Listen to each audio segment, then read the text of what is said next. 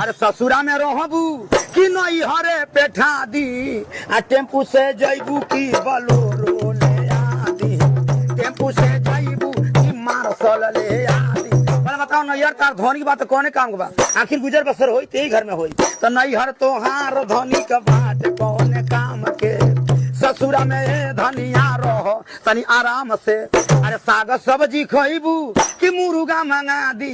आ टेम्पू से जैबू की बोलोरो ले आदी अरे ससुरा में रहबू कि नहीं हरे पेठा दी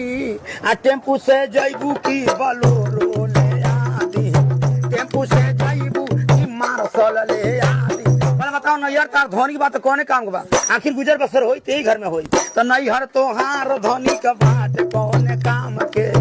ससुरा में धनिया रहो तनी आराम से अरे साग सब्जी खइबू कि मुर्गा मंगा दी आ टेम्पू से जैबू की बोलोरो